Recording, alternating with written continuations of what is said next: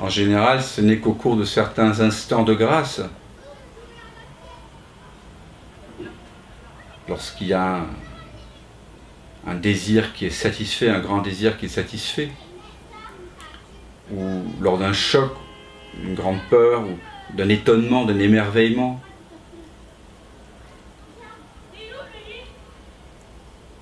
ou on ne sait pour quelle raison, un arrêt momentané, un ralentissement des pensées, qu'il y a cette grâce, cette découverte de l'espace entre les pensées, de l'écran, de la présence que nous sommes.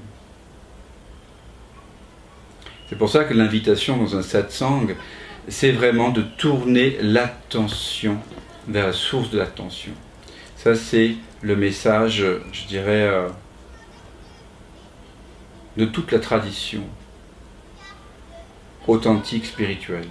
C'est le retournement de l'attention vers sa propre source. Parce qu'on est rivé sur les choses, rivé sur le futur, sur la durée, sur la pensée de la durée en fait. Et donc on va de pensée en pensée, d'interprétation en interprétation, de traduction en traduction. Et tant que nous voyons le monde au travers de ce filtre de traduction, de pensée, alors il est impossible de révéler la présence que nous sommes déjà. Dans la Kena Upanishad, il est dit que parfois une âme intrépide en recherche d'immortalité s'est retournée vers elle-même et s'est trouvée.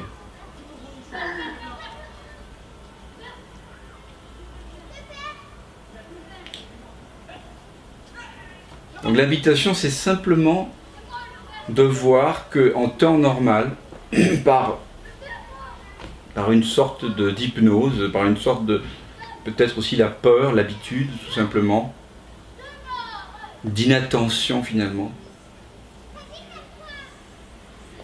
notre mode de fonctionnement est fait de telle façon que nous avons toujours l'impression d'aller vers l'avant, de chercher vers l'avant, vers le futur. La pensée nous entraîne dans l'illusion du temps, que nous appartenons au temps. Donc nous avons l'impression sans cesse, grâce à ces pensées, à cause de ces pensées qui sont crues, ce mouvement de la pensée, c'est un mouvement, une dynamique en fait, qui va toujours d'un point à un autre, et qui fait sans cesse des comparaisons. On a l'impression que ce qui est à trouver pour s'accomplir, c'est quelque chose qui est dans la durée, quelque chose qui est là-bas, qui est devant nous.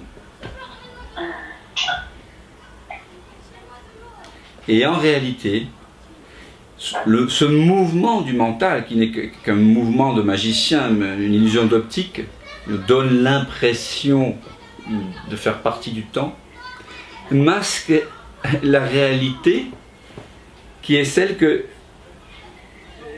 notre nature profonde n'a jamais bougé d'un iota. Ce que nous sommes est derrière finalement.